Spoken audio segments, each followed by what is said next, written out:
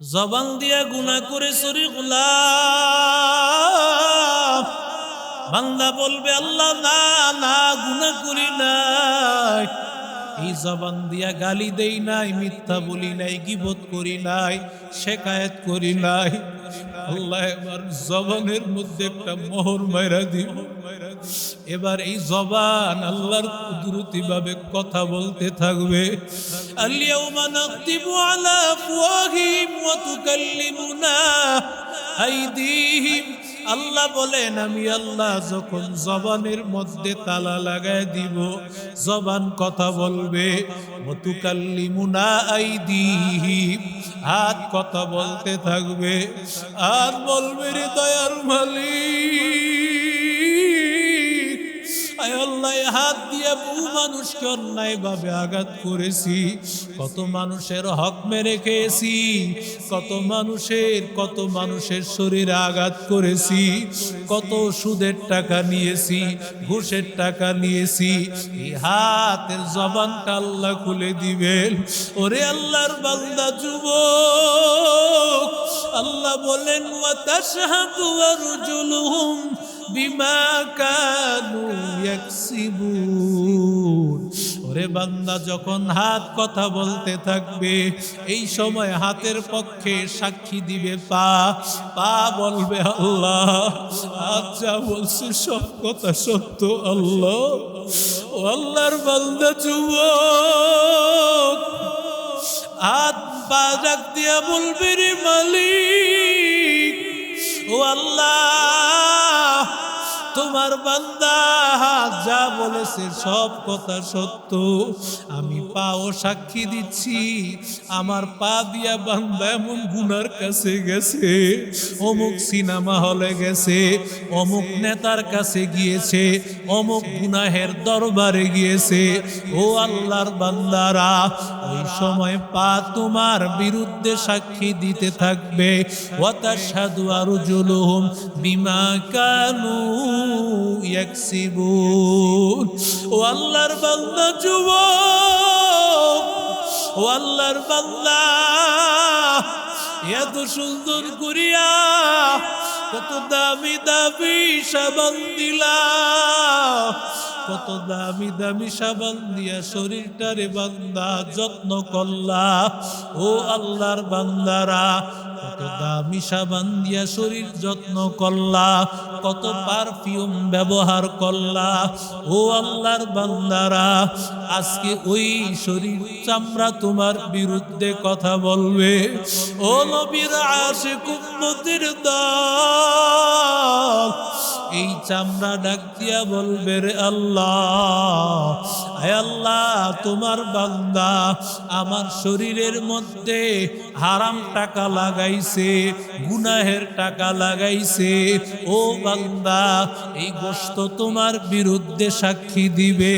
আয় আল্লাহ হারাম টাকা দিয়ে এই গোশত তৈরি করেছে, হাতের গোশত, পায়ের গোশত, অঙ্গ প্রত্যঙ্গের গোশত। যদি বান্দা হারাম টাকা কামাই করিয়া বান্দায় গোশত তৈরি করো, তোমার চামড়া তোমার গোশত আল্লাহর কাছে বিরুদ্ধে মামলা দায়ের করবে রে বান্দা। ওই সময় কোন জবাব দেওয়ার রাস্তা হবে না। ওই সময় কি জবাব দিবি? আল্লাহ যদি কয় রে গোলাম, ওরে আল্লাহর বান্দা, ওই হাসুরের ময়দান হযরত আদম নবী বলবে ইয়া নফসি, হযরত নূহ নবী বলবেন ইয়া নফসি, আল্লাহ আমারে বাঁচাও। মূসা নবী বলে আল্লাহ আমারে বাঁচাও। মূসা নবী বলবে আল্লাহ আমারে বাঁচাও। ঈসা নবী বলবে আল্লাহ আমারে বাঁচাও। সবাই যখন বলবে ইয়া নফসি, আমারে বাঁচাও বাঁচাও, ও আল্লাহর বান্দা, কারণ ওই হাসরের ময়দানের এমন কঠিন আওয়াজ, যখন আমার মালিক আল্লাহ যখন ডাক দিয়া বলবে লিমানিল মুলকুল ইয়াউম লিল্লাহিল ওয়াহিদ ওয়াহিদিল কাহ্হার। আজকে দিনের রাজত্ব কার? ও আল্লাহর বান্দারা, পৃথিবীর কোন রাজা বাদশারা কিছুই বলতে পারবে না, কিছুই বলার অধিকার নাই। আজকে একটা মেম্বারের কত পাওয়ার, একটা চেয়ারম্যানের কত পাওয়ার, এমপি মন্ত্রী তো কোনো কথাই নাই। যদি প্রাইম মিনিস্টার হয় তাহলে তো আরো কোনো কথা নাই। আল্লাহ বলবে, কে আসো আজকের রাজত্বের স্বীকার করবা? আজকের রাজত্বের অংশীদারিত্ব কেউ আসো নাকি? কেউ জবাব দিবে না, আল্লাহ নিজেই জবাব দিবে। আল্লাহ বলবেন, লিমানিল মুলকুল ইয়াউম লিল্লাহিল ওয়াহিদিল কাহ্হার। আল্লাহ বলবেন, রে বান্দা, আজকে এই বিশাল পৃথিবীর রাজত্ব মহারাগে রাগান্বিত আল্লাহ। ও আল্লাহর বান্দারা, আল্লাহর মহব্বত নিয়ে কবরে যাও, মালিকের মহব্বত নিয়ে কবরে যাও, মালিকের ভালোবাসা নিয়ে কবরে যাও। ও আল্লাহর বান্দারা, আল্লাহর ভয়, হাসরের ময়দানের ভয়, এই ভয় এমনি এমনি আসবে না। ওই ভয় আনার জন্য করতে হবে মাওলায়ে পাকের জিকির। আল্লাহ বলেন, আল্লাহকে ভয় কর। যেই দিন বড় কঠিন, ওই কঠিন দিনকে ভয় কর। যেই দিনে বান্দা তোমার আমলকে আল্লাহ বুঝায়া দিবে, বান্দার আমল নামা আল্লাহ বুঝায়া দিবেন। একটা আমল নামা আল্লাহ ছেড়ে দিবেন না, আল্লাহ তাআলা সব আমল নামা বুঝায় দিবেন। একবার সুবহানাল্লাহ পড়েছে, একবার আলহামদুলিল্লাহ পড়েছে, রাস্তা থেকে একটা ময়লা উঠায় নিয়েছে। যত ছোটই আমল হোক না কেন বান্দা, সব আমলগুলো আল্লাহ লিখে লিখে রেখেছে। সব আছে আল্লাহর কাছে লেখা। আল্লাহ লিখছেন, আল্লাহ নিজে লিখা লাগে না, ফেরেশতা আছে। ঠিক না বে ঠিক? আল্লাহ বলেন, আমি ফেরেশতা তোমার সামনে লাগায় দিছি। এই ফেরেশতারা সব সময় দেখতেছে কি করতেছো, ভালো করতেছো না মন্দ করতেছো, সব তারা দেখতেছে। দুই কাঁধের দুই ফেরেশতা, সব আমলনামা বান্দা লিখতেছে। ভালো আমল করলে বান্দা সেই ভালো আমলগুলো বান্দা লিখে নেয়। যদি বান্দা ভালো আমল না করো, সেটাও বান্দা লিখে নেয়। আল্লাহ এমন দয়ার সাগর, এমন মায়ার সাগর, যখন বান্দা নেক আমল করে ডান কাঁধের ফেরেশতা কাউকে জিজ্ঞাসা করতে হয়। ডান কাঁধের ফেরেশতা, বাম কাঁধের ফেরেশতা, দুই কাঁধের ফেরেশতার মধ্যে ডান কাঁধের ফেরেশতা হলো আমির, ডান কাঁধের ফেরেশতা হলো সরদার। কাউকে কিছু বলতে হয় না, ডান কাঁধের ফেরেশতা এমনি এমনি লিখে নেয়। বান্দা সুবহানাল্লাহ পড়ছে, আলহামদুলিল্লাহ, আল্লাহু আকবার, লা ইলাহা ইল্লাল্লাহ, আল্লাহু হাজিরি, আল্লাহু নাজিরি, আল্লাহু মাই। বান্দা মজলিসে জিকির করেছে, একা একা করেছে। ওরে বান্দা, আমার মাওলা তাকায়া দেখতেছে, সব আমলগুলো আল্লাহ দেখতেছেন, সব আমলগুলো আল্লাহ লিখে রাখতেছেন।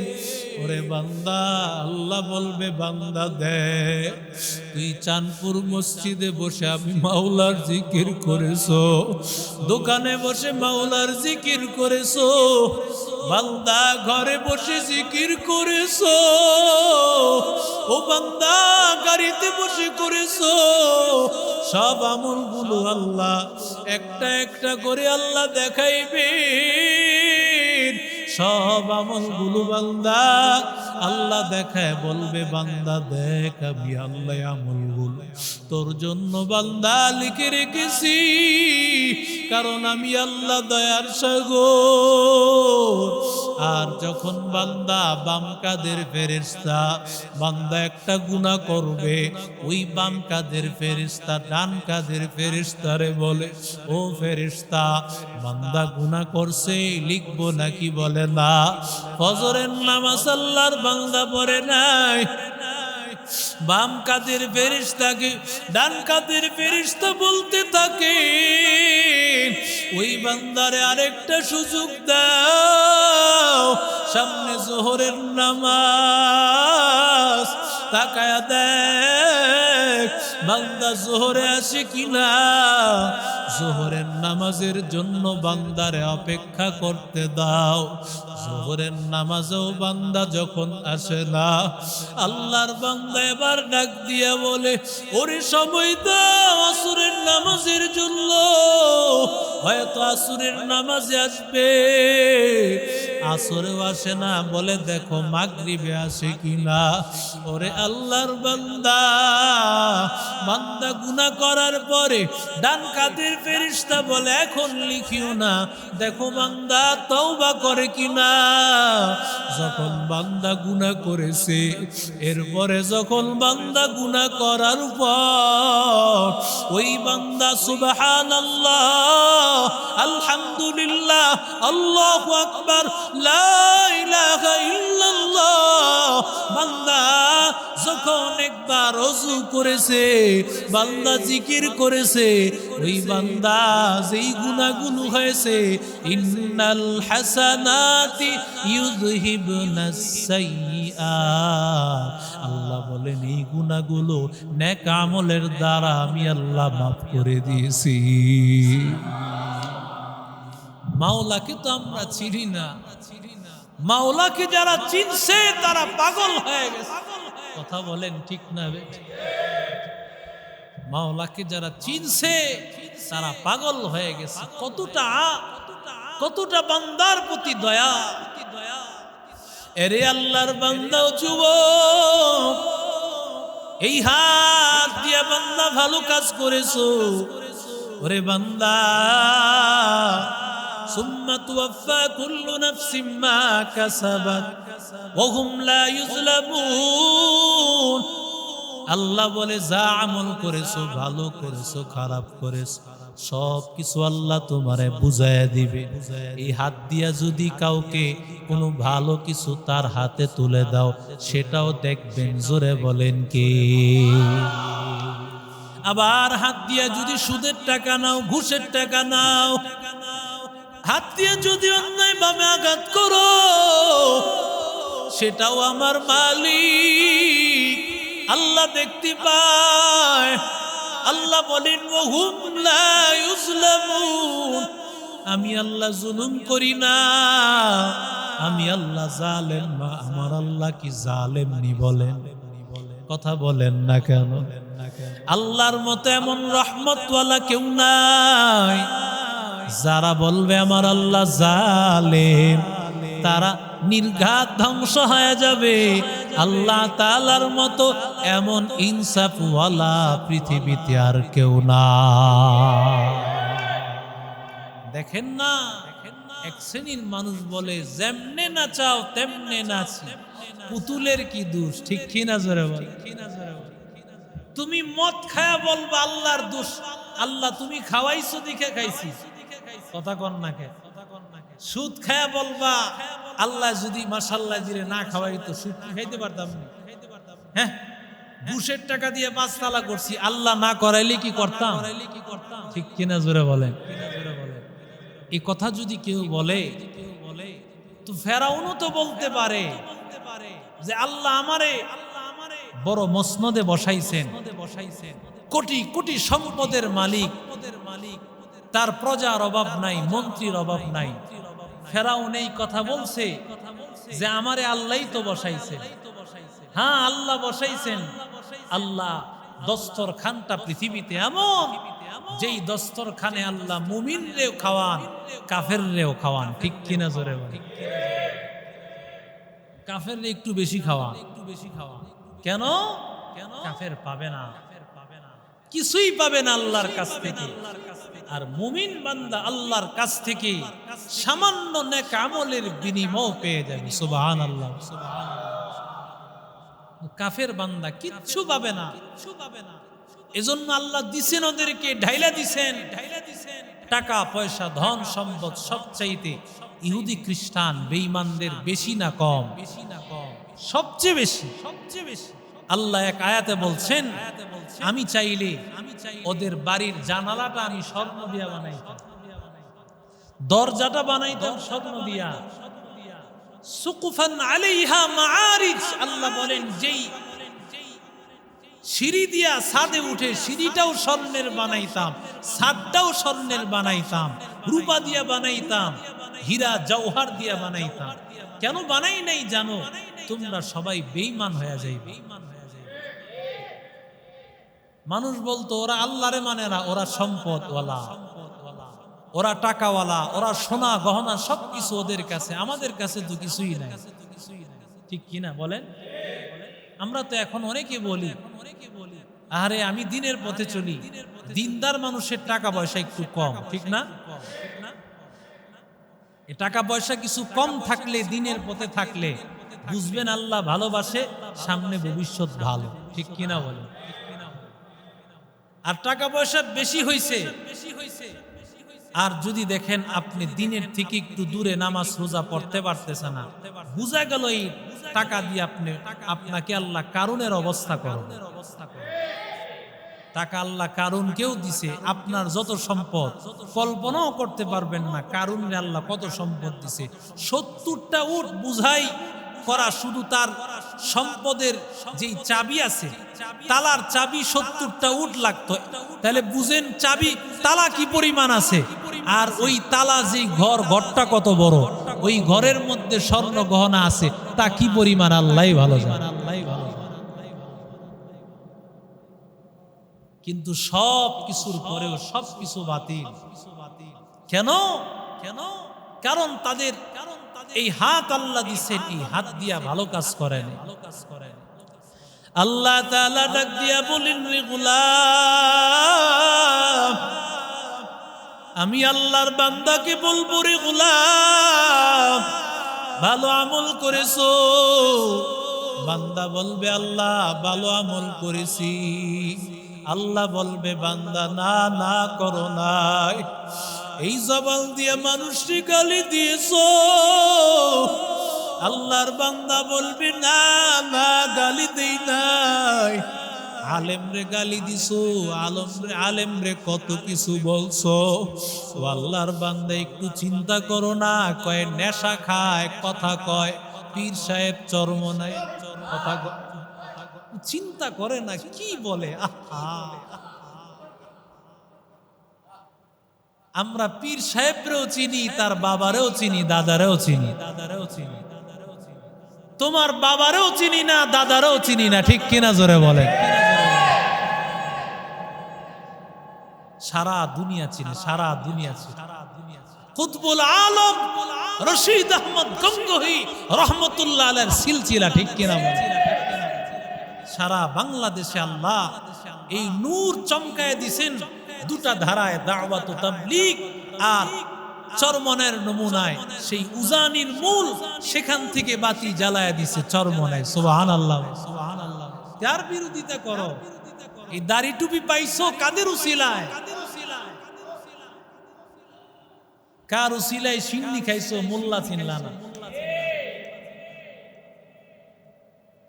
পীর সাহেব রহমতুল্লাহ আলাই, আল্লাহর কুতুব কত কষ্ট করে করে দিনের দাওয়াত দিছেন। সেই কুড়িগ্রামের অনেক ভিতরের জায়গায়, সেখানে আমি গিয়েছি। বলে হুজুর এমন একটা সময় ছিল, চুঙ্গা দিয়া ওই সময় বয়ান হতো, হারিকেন জ্বলায়া জ্বলায়া। হযরত বহু দূর পর্যন্ত হাইটা হাইটা এই দিনের দাওয়াত 64 জেলায় দিছেন। আজকে আল্লাহ সারা দেশে নূর চমকায়া দিছে। সারা দেশ না সারা পৃথিবীতে আল্লাহর কুতুবের মুরিদ জোরে কোন আছে না নাই? মুরিদ হওয়া লাগবে না বাবা, একটাই কাজ, ওয়াত্তাকু ইয়াওমান তুরজাউনা ফীহি ইলাল্লাহ। মুরিদ হওয়া লাগবে না, আল্লাহরে ভয় করা, কবরে যেতে হবে। তুমি যারে ভালো লাগে তার হাতে বায়াত হও। এজন্য আসরের পরেও বলতেছিলাম, আল্লাহ ওয়ালাদের সোহবত যারা পাইছেন তারাই দামি হয়ে গেছে। ঠিক কিনা জোরে বলে?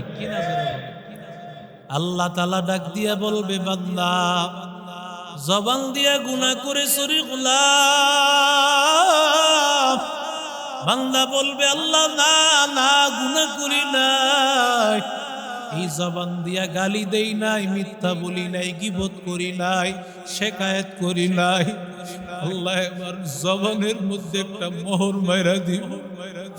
এবার এই জবান আল্লাহর কুদরতি ভাবে কথা বলতে থাকবে। আল-ইয়াওমা নাখতিমু আলা আফওয়াহিহিম ওয়া তুকাল্লিমুনা আইদিহিম। আল্লাহ বলেন, আমি আল্লাহ যখন জবানের মধ্যে তালা লাগায় দিব, জবান কথা বলবে। ওয়া তুকাল্লিমুনা আইদিহিম, হাত কথা বলতে থাকবে। হাত বলবে, রে দয়ার মালিক,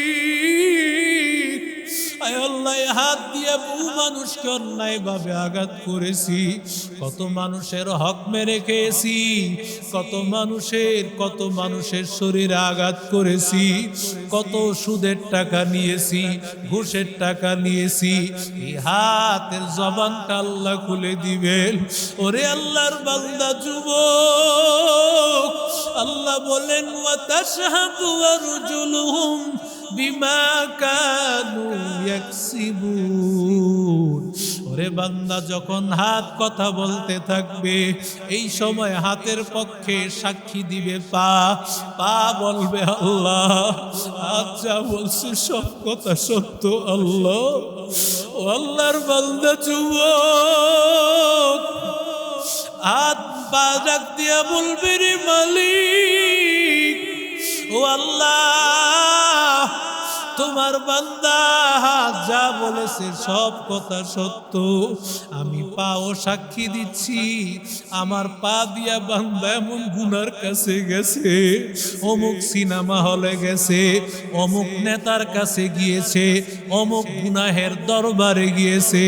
ও আল্লাহর বান্দারা, ওই সময় পা তোমার বিরুদ্ধে সাক্ষী দিতে থাকবে। ওয়া তাশহাদু আরজুলুহুম বিমা কানু ইয়াকসিবুন।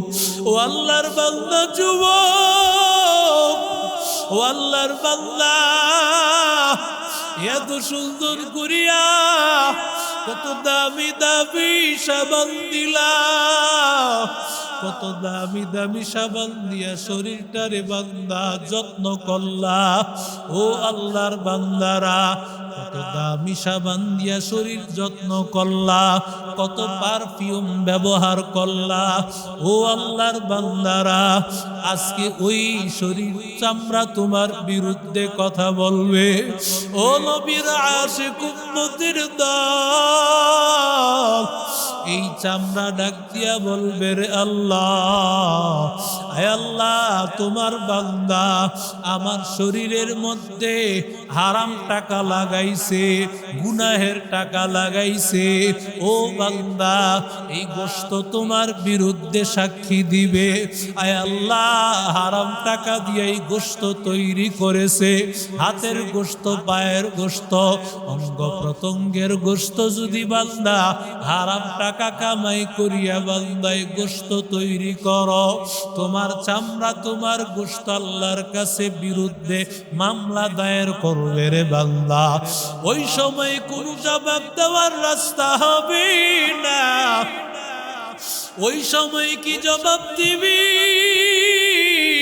আল্লাহ যদি কয়, রে গোলাম, ওরে আল্লাহর বান্দা, ওই হাসুরের ময়দান হযরত আদম নবী বলবে, ইয়া নফসি, হযরত নূহ নবী বলবেন ইয়া নফসি, আল্লাহ আমারে বাঁচাও। মূসা নবী বলে আল্লাহ আমারে বাঁচাও। মূসা নবী বলবে আল্লাহ আমারে বাঁচাও। ঈসা নবী বলবে আল্লাহ আমারে বাঁচাও। সবাই যখন বলবে ইয়া নফসি,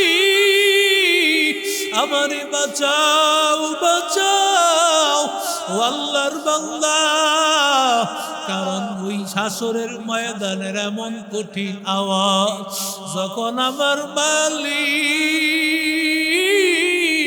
আল্লাহ যখন ডাক দিয়া বলবে লিমানিল মুলকুল ইয়াউম লিল্লাহিল ওয়াহিদিল কাহ্হার, আজকের দিনের রাজত্ব কার? ও আল্লাহর বান্দারা, পৃথিবীর কোন রাজা বাদশারা কিছুই বলতে পারবে না, কিছুই বলার অধিকার নাই। আজকে একটা মেম্বারের কত পাওয়ার, একটা চেয়ারম্যানের কত পাওয়ার, এমপি মন্ত্রী তো কোনো কথাই নাই। যদি প্রাইম মিনিস্টার হয় তাহলে তো আরো কোনো কথা নাই। আল্লাহ বলবে কে আসো আজকের রাজত্বের স্বীকার করবা? আজকের রাজত্বের অংশীদারিত্ব কেউ আসো নাকি? কেউ জবাব দিবে না, আল্লাহ নিজেই জবাব দিবে। আল্লাহ বলবেন লিমানিল মুলকুল ইয়াউম লিল্লাহিল ওয়াহিদিল কাহ্হার।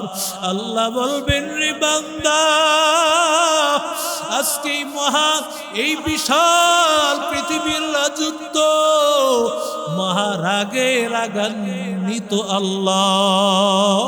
ও আল্লাহর বান্দারা, আল্লাহর মহব্বত নিয়ে কবরে যাও, মালিকের মহব্বত নিয়ে কবরে যাও, মালিকের ভালোবাসা নিয়ে কবরে যাও।